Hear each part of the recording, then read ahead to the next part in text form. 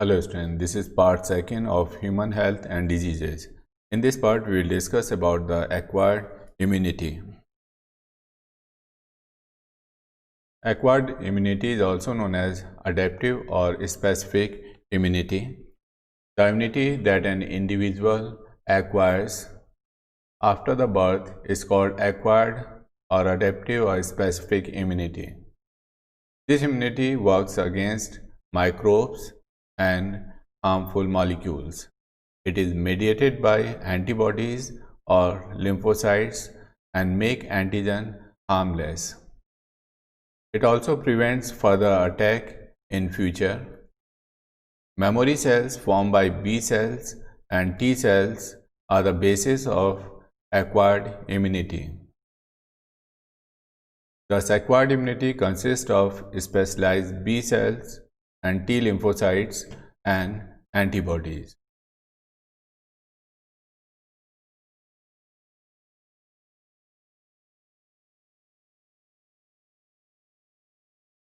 Next is the types of acquired immunity. Acquired immunity can be classified into following two types: active immunity and passive immunity. Active immunity is produced by the infected individual. It may be natural or artificial. So, the difference between the active and passive immunity is that in active immunity, the antibodies are formed inside the body of the same individual, and during the passive immunity, the antibodies are produced in some other organism or individual. Then they are transferred to some other.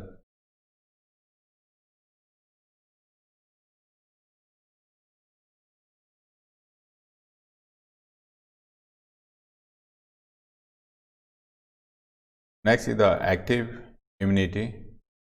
Active immunity is produced by infected individuals. It may be natural or artificial. तो active immunity उस वक्त होती है जब कोई person infected होता है तो उसके अंदर एक्टिव इम्यूनिटी डेवलप होती है। एक्टिव इम्यूनिटी और पैसिव इम्यूनिटी में जो डिफरेंस है वो यही है कि एक्टिव इम्यूनिटी में सेम पर्सन के अंदर किसी भी ऑर्गेनिज्म के अंदर अगर एंटीबॉडी डेवलप हो रहे हैं तो उसको एक्टिव इम्यूनिटी कहेंगे। पैसिव इम्यूनिटी में एंटीबॉडीज़ किसी दूसरे पर्सन या इंडिविजुअल या ऑर्गेनिज्म के अंदर डेवलप होते हैं, वहाँ से वो ट्रांसफ़र होते हैं फर्स्ट पर्सन के अंदर या किसी दूसरे पर्सन के अंदर। एक्टिव इम्यूनिटी दो तरह की हो सकती है, नेचुरल और artificial. Natural active immunity it is developed by individuals own cells in response to infection. जब भी किसी पर्सन को कोई इन्फेक्शन होता है, कोई पैथोजन या कोई टॉक्सिक सब्सटेंस किसी पर्सन की बॉडी में एंटर करता है तो उस इंडिविजुअल के cells natural active immunity develop करते हैं। This is resistance which is developed as a result of some diseases और through recovery from a disease. This type of immunity develops due to fact that memory cells produced on exposure to first infection and are able to stimulate large quantity of antibody when exposed to same antigen. A person who has recovered from attack of smallpox or measles or mumps developed natural immunity. तो इस natural active immunity में जो immunity developed होती है ये किसी भी person को जब कोई इन्फेक्शन होता है उस वजह से ये इम्यूनिटी डेवलप्ड होती है। इन्फेक्शन होने की वजह से बॉडी में जो लिम्फोसाइट्स हैं वो दो तरह के सेल्स बनाते हैं, एक मेमोरी सेल्स और दूसरे plasma cells. Plasma cells antibodies produce करते हैं और मेमोरी सेल्स फ्यूचर के लिए सेव हो जाते हैं। जब भी सेम पैथोजन से अगर हमें कोई इन्फेक्शन होता है तो ये मेमोरी सेल्स फ़ौरन एंटीबॉडीज़ बनाना शुरू कर देते हैं और हमें इम्यूनिटी प्रोवाइड करते हैं।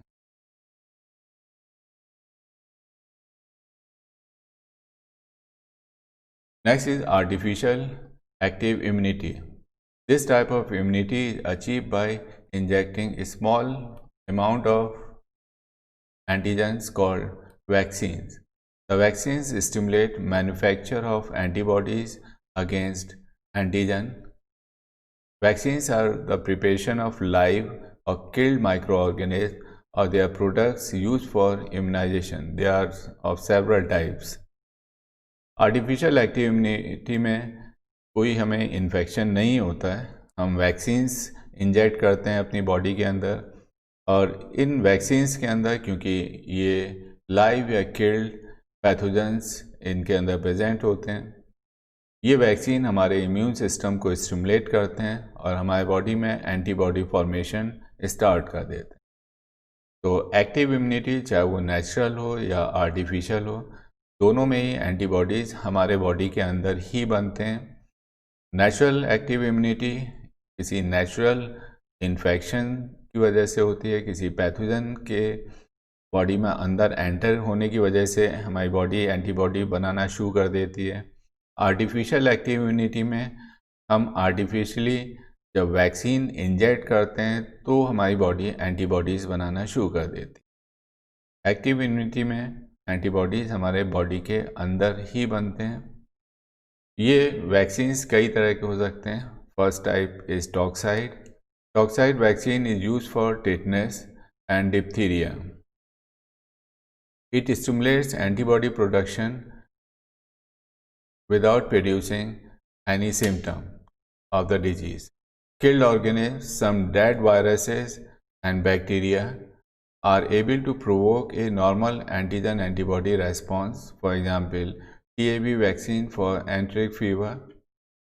Attenuated organism, modified living organism or weakened organism are injected into the body. For example, Sabin polio vaccine and MMR against measles, mumps and rubella.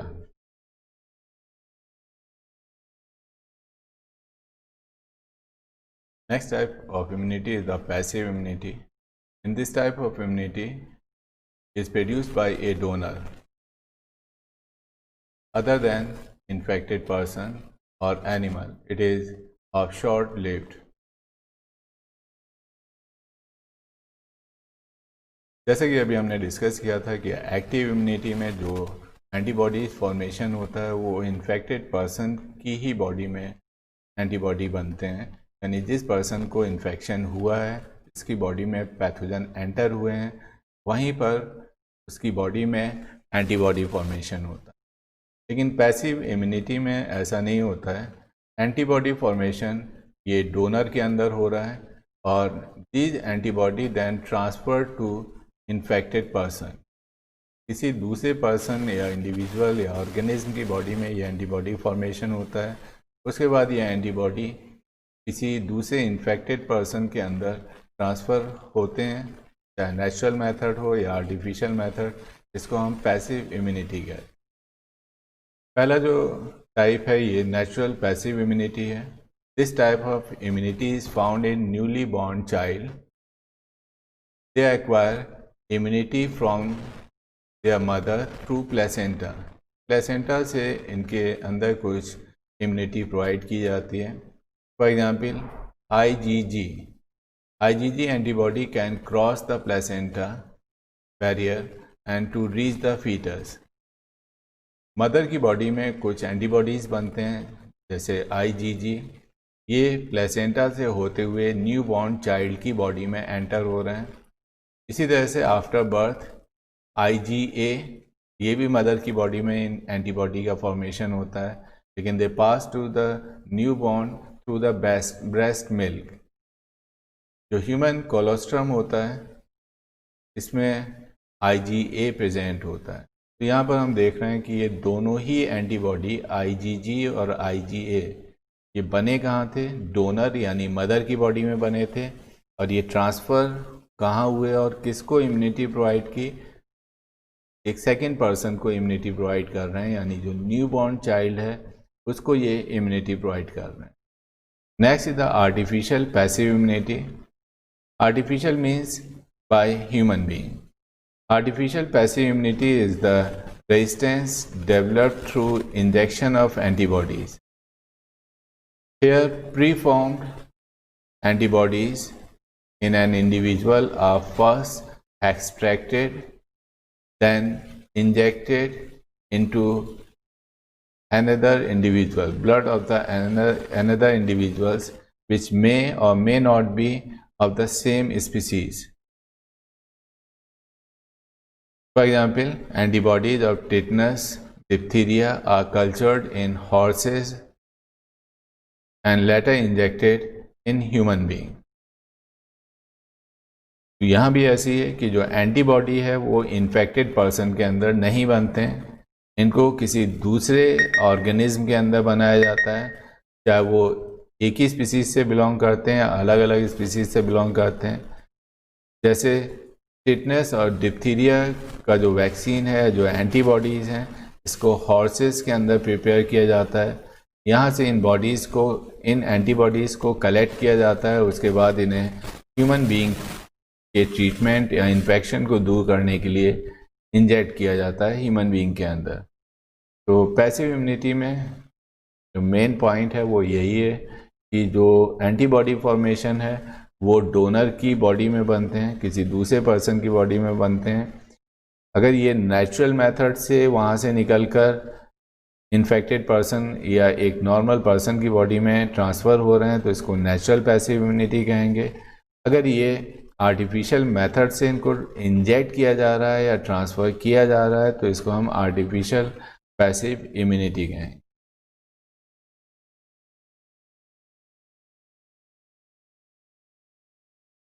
Next is the component of acquired immunity. There are two components, humoral or antibody, humoral or cellular immunity. Humoral immunity is also known as antibody mediated immunity and cellular immunity is known as cell mediated immunity. सबसे पहले हम humoral antibody mediated immune system देख लेते हैं। Word humor. Humor means fluid. It consists of antibodies and these antibodies are present in fluid or the blood that circulate in body fluid like blood plasma and lymph. तो इसको humoral इसलिए कहा जाता है क्योंकि यहाँ पर जो एंटीबॉडीज़ फॉर्मेशन होता है, यहाँ पर एंटीबॉडीज़ इन्वॉल्व होते हैं एंटीजन को रिमूव करने में। जो एंटीबॉडी फॉर्मेशन होता है, they are produced by the B cells and after their production they are present in the fluid like blood plasma or lymph. B lymphocyte or B cells produce antibodies and regulate humoral activity. T cells, they are directly do not involve in the antibody production but they only help B cell. T cell antibody production नहीं करते हैं, ये B sales की help करते हैं antibody production में। Humoral immunity provides defence against bacterial and viral infection that enters through respiratory and intestinal tract. It also participate in hyper sensitivity and auto immune diseases. तो humoral immunity में B sales antibody produce करते हैं। ये B sales produce किए हुए antibody blood plasma या lymph के अंदर पाए जाते हैं और T cells in B sales की हेल्प करता है एंटीबॉडी प्रोडक्शन में।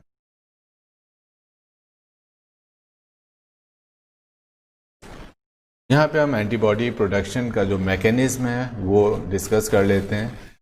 The antibody on B cells recognize and attach to the antigens.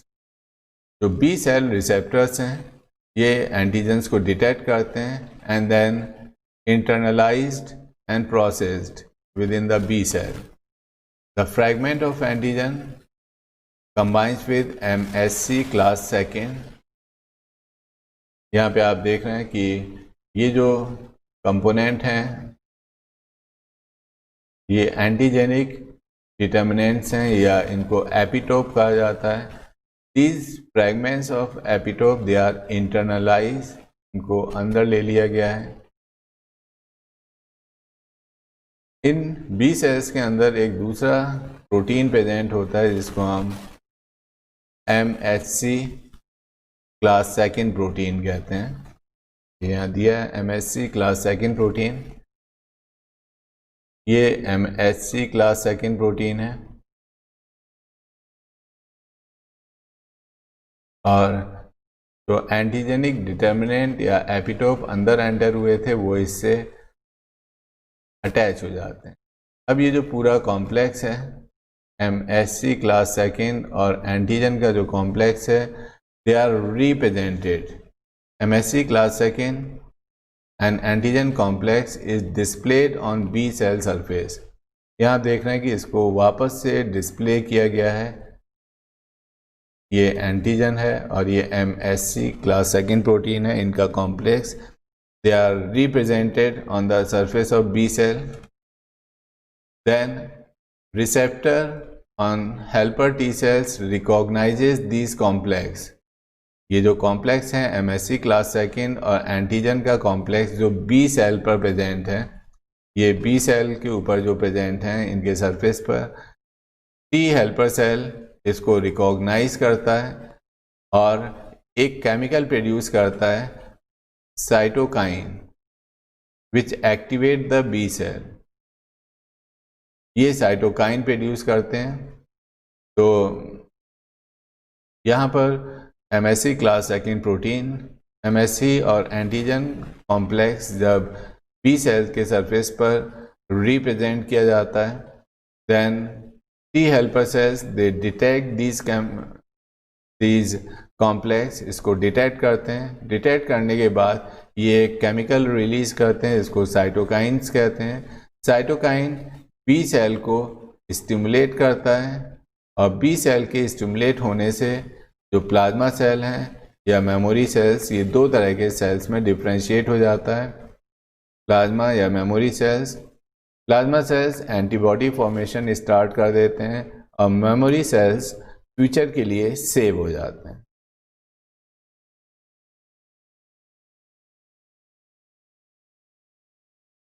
Same thing is given here. B cell is activated by cytokines.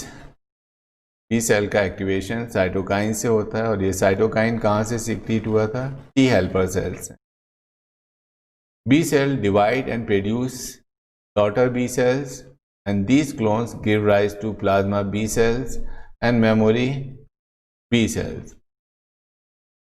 Cytokine से activate होने के बाद B cells में differentiation पाया जाता है, वहाँ पर प्लाज्मा B सेल और मेमोरी B सेल पाए जाते हैं। Some of the cells become antibody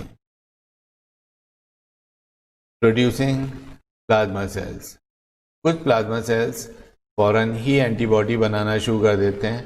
तो यहाँ पे आप देखेंगे कि जो B सेल है ये दो पार्ट में डिफ्रेंशिएट हो जाता है। एक प्लाज्मा सेल जो फौरन एंटीबॉडी बनाना शुरू कर देते हैं और दूसरा ग्रुप जो है वो मेमोरी सेल्स का है जो इमोर्टल होते हैं और सेकेंडरी इन्फेक्शन के टाइम पर हमें इम्यूनिटी प्रोवाइड करते हैं।